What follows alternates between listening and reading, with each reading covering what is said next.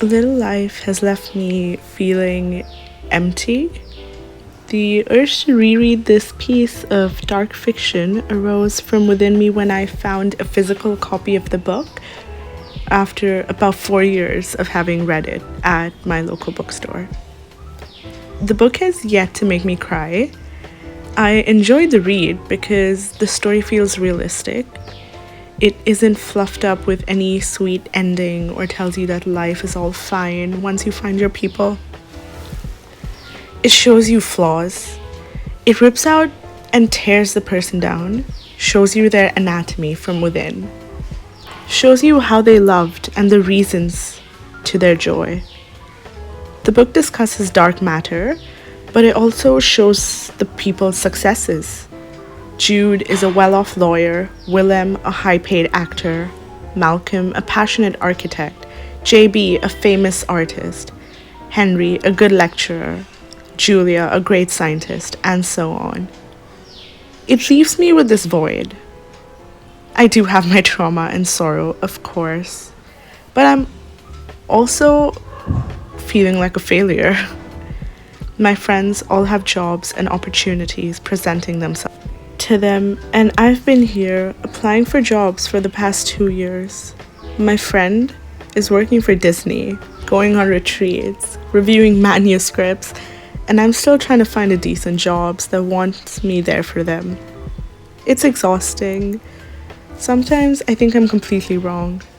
Maybe I should have taken up the arts as well, done science as a side passion. I could always switch things up for my master's. But what if it's too late by then and nobody wants me anywhere?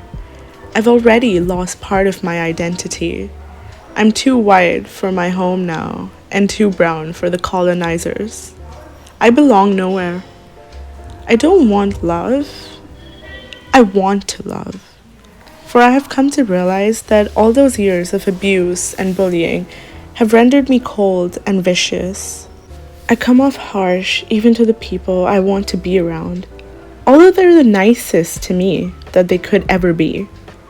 I, myself, have lost the ability to love, to feel. I'm left empty, hollow inside, like a carved pumpkin on a chilly, windy Halloween night. There's no light within me. I cease to burn. Growing up, when things got tough, I drowned myself in the copious amounts of rigorous syllabi my ISC school provided me with.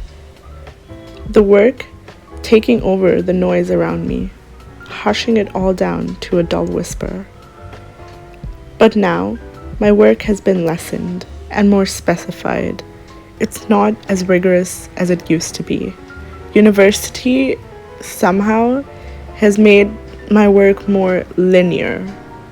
I don't have to meander around 25 physics derivations that I wrote and rewrote in the name of practicing it until all my notebooks were filled, and I would buy more just to rinse and repeat the same process, or looking up exams that I could give just to study some more, just so I didn't have to think about how I'm not really doing anything, even though I'm doing so much.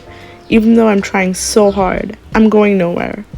At least I could blind myself with the illusion that I'm trying so hard and I'm going somewhere. But in reality, I wasn't. I don't know why I tried so hard to delude myself this way.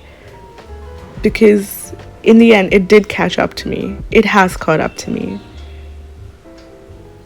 And I know that somehow, even though I've done so much, tried so hard,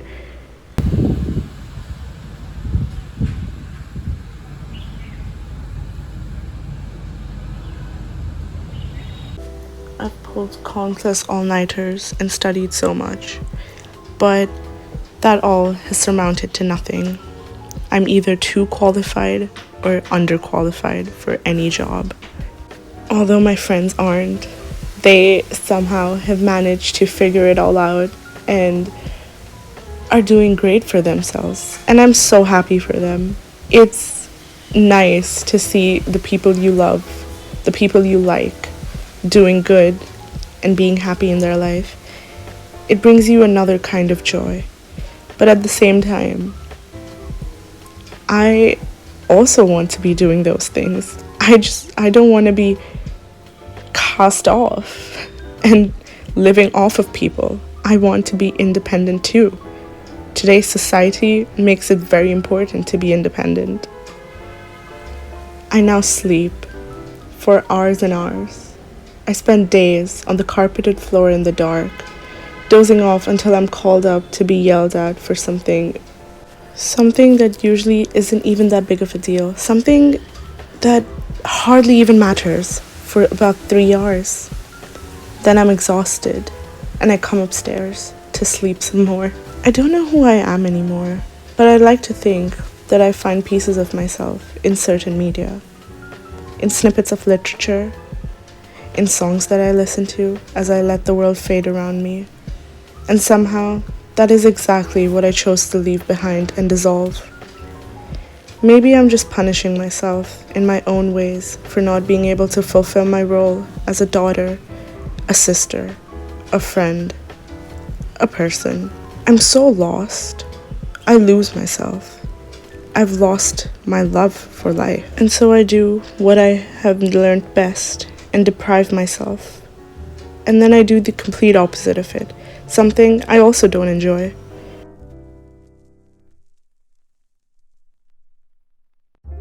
Oh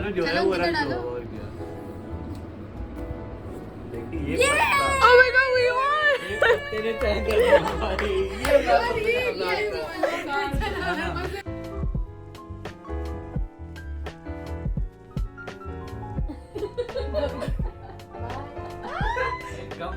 Do it. Okay, fine. Okay.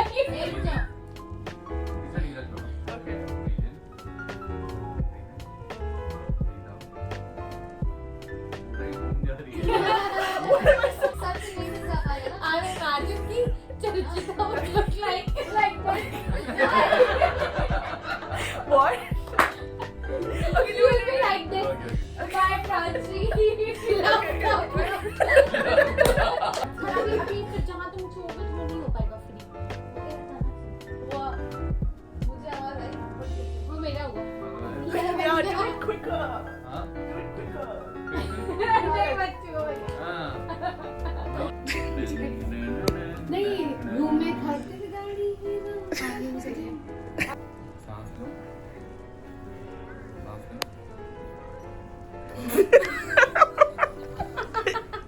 क्या हो गया? हम दो सांस ले लिए थे.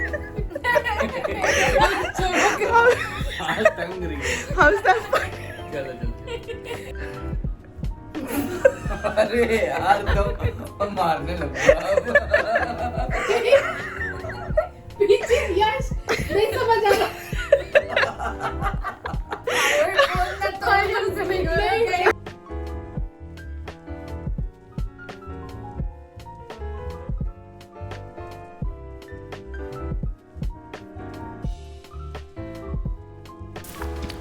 I do this. I rip myself, show you my insides. I do what adults force me to do when they want me to be uncomfortable. I overshare. And I hate doing that too.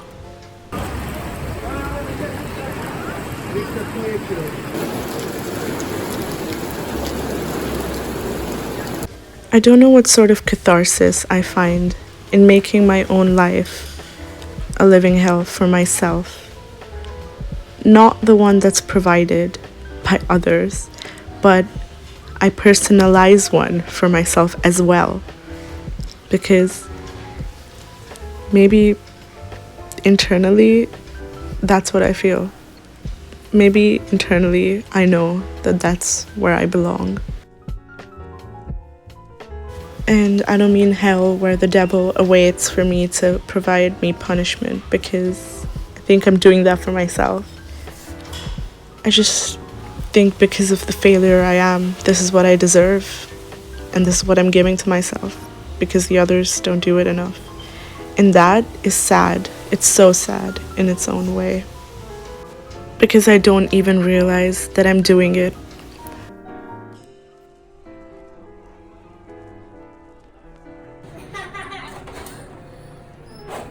Oh, yeah, put it in para.